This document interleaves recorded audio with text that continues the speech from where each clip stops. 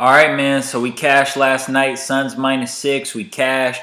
We're now 43-23 for the season. 20 games above 500. The Suns are now up 3-2 in that series. I told you guys that series was going to go 7. When the Suns went up 2-0 at home and they were blowing them out the first 2 games, I kind of got tricked a little bit. I started thinking maybe the Suns could beat them in 5. Maybe they could still win in Dallas. Of course, Chris Paul started having choke jobs and we weren't able to cash in those games, but the Suns came back home and we rode with them and we cashed in Game 5. Now the Suns, once again, they're up 3-2. ESPN First Take, Stephen A. and Kendrick Perkins. I like Kendrick Perkins. He's a funny guy. They're going to talk about if the Mavericks still have a chance in this series. Let's get into it. 804 points. The only Suns player with more points through the first 30 postseason games with the team is none other than Charles Barkley, who had 823. Perk, can the Mavs still win this series?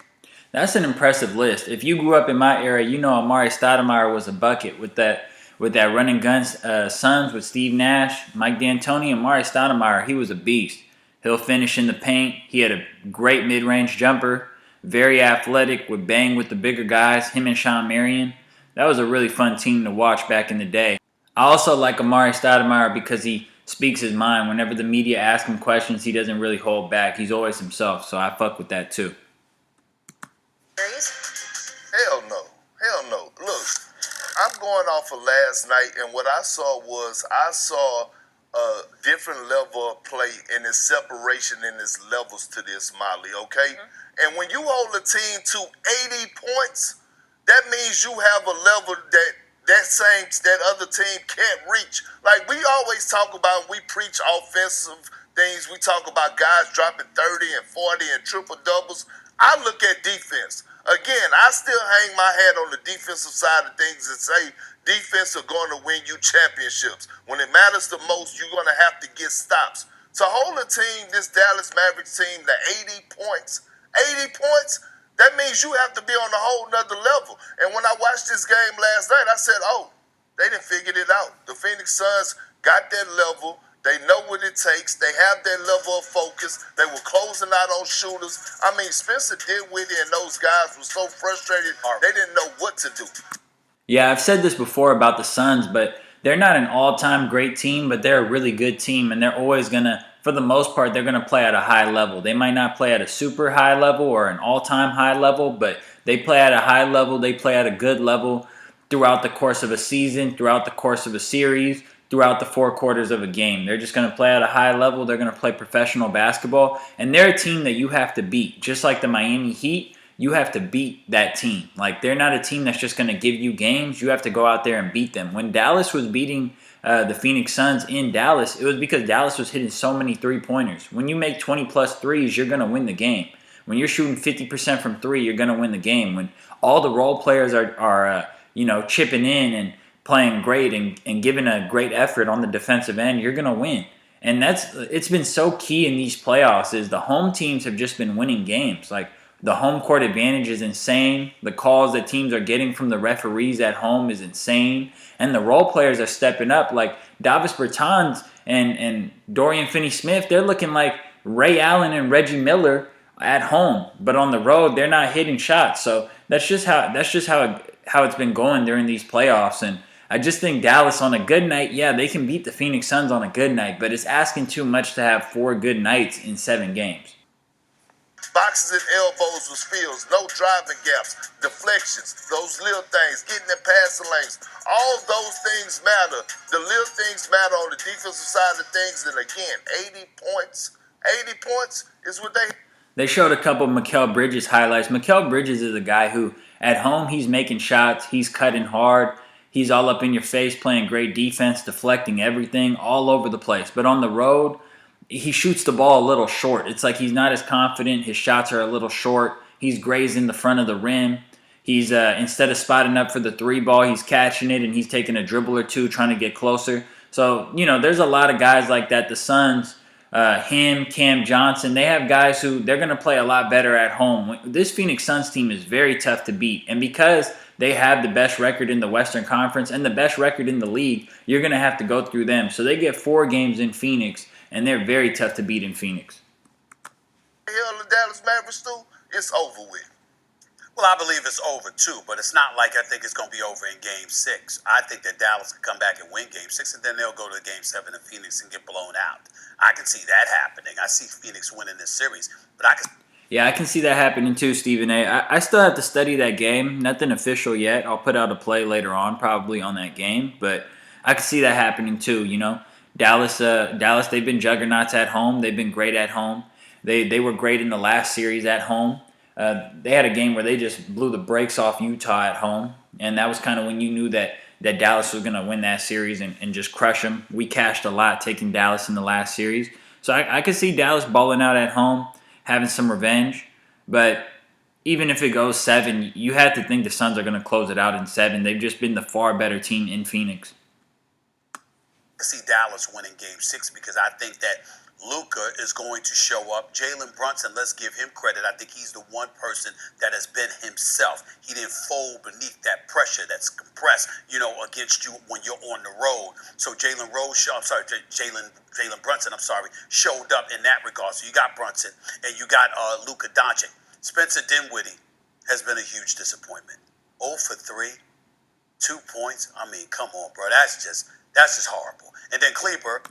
Yeah, I was talking to my cousin. Me and my cousin, we bounce ideas back and forth at each other, and I was telling him, Spencer Dinwiddie, guys like Spencer Dinwiddie, Austin Rivers. Spencer Dinwiddie is better than Austin Rivers, but these type of guys, they're not necessarily like big-time scorers. They're not great shooters. They're not great finishers, but they're shot creators. I'm not saying they're shot makers, but they're shot creators. I'm not saying they're great finishers, but they're dribble drive threats. They can attack the basket. They can put pressure on the defense, put them on their heel. Like Austin Rivers, he might have 3 games in a row where he's 2 for 7 and he's not producing much. But then he might have one game where he goes for 18 and he has the defense on their heels and he's attacking the basket, getting to the line, makes a couple threes, gets hot. Spencer Dinwiddie, same thing. He's a guy, because he has the skill and he has the package, you have to worry about him because he could put things together for a game or two and he could get hot and light you up. And he's good enough that you have to pay attention to him. He's good enough that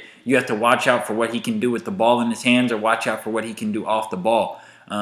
He's a scoring threat, but he's not necessarily efficient. And more times than not, these are the kind of guys that they're probably going to hurt their team more than they hurt the opposition, more than they attack the opposition. But it's still a threat that the opposition has to think about. Think of a guy who, like in baseball, guys who can hit home runs, but they can't hit for contact. Guys who bat maybe have a 200 batting average and they strike out a bunch, but they can hit some home runs here and there. Like those type of guys where you still have to pay attention to them. You can't throw nothing easy up the middle because they're going to bomb it.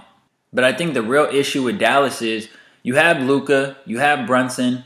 I still think of Luka kind of as a 2. I want Luka to be with somebody who can handle the ball, someone who can bounce, someone who can bounce off of him, someone who's not like a superstar, but someone who could play with him in that backcourt. So Brunson's actually the perfect fit. You have one small guard, you have one big guard.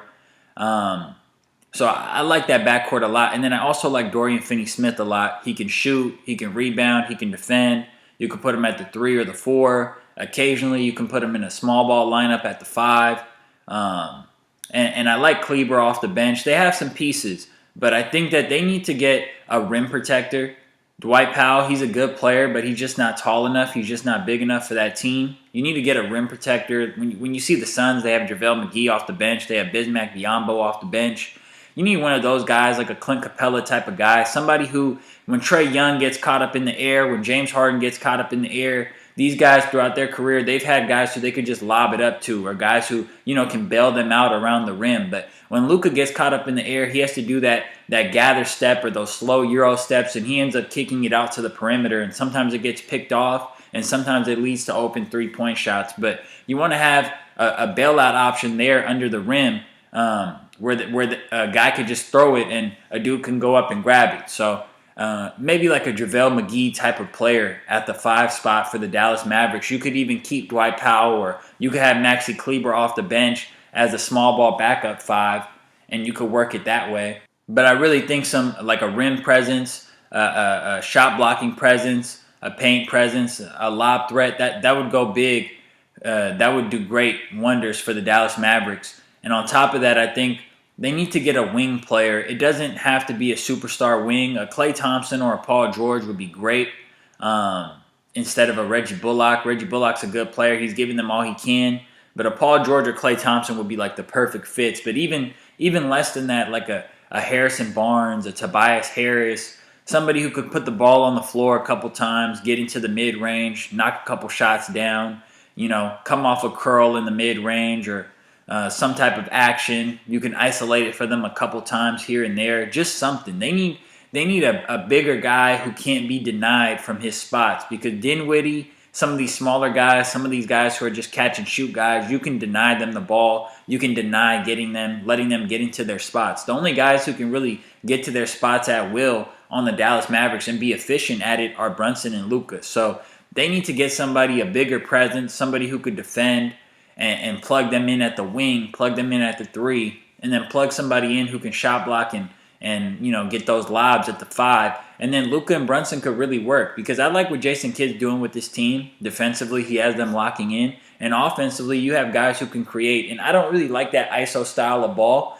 But when you have Luka and you're getting open looks for guys the whole entire game, you can't really argue with it, because the point of offense is to get open looks. So if Luka's doing that, you can't be too mad. Obviously, he was hitting threes. That didn't happen last night. He only hit one. And then you look at this kid, Dorian Finney-Smith, after he plays lights out the way he balled on Sunday. Okay, they said, okay, we keyed in on you. He shot 2 of 6 from the field and finished for 8 points. So, again, these are the... Yeah, but you can't be mad at Dorian Finney-Smith for that. You should be happy that he shot 8 for 12. You should be ecstatic that he was 8 for 12 at home in Game 4. That was just insane, and that's not sustainable. Not because he's not a good shooter, but that's just not sustainable for anybody.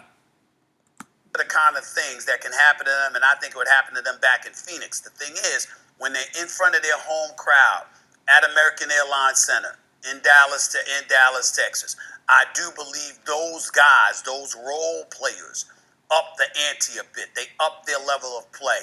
And even though I could see Phoenix beating them, I'm still anticipating that Dallas will squeeze out a victory for Game 6, force a Game 7, and then Phoenix will close the deal on them in Game 7.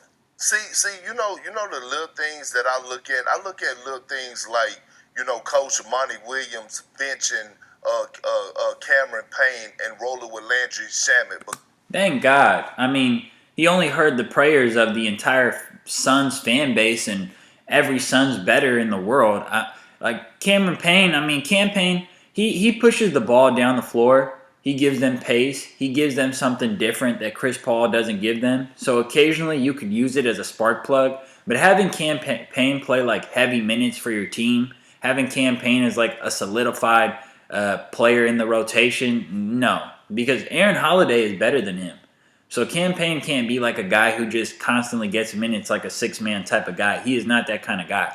He's a guy you can plug in for spurts. He's a guy you can plug in for a spark plug if you think he matches up well. But Luka was just hunting him in the games in Dallas. It made no sense how much Cam Payne was playing. Because he's more of a pest on the defensive side of things. He brings a little bit more to the table. See, like that's when you dive into the personnel. Then all of a sudden I see, Coach Monty Williams play Bismack Biyombo some minutes. And you know why? Look, he came in and Bismack Biyombo came in, and I thought he did a hell of a job in his limited minutes. But you know why, Coach?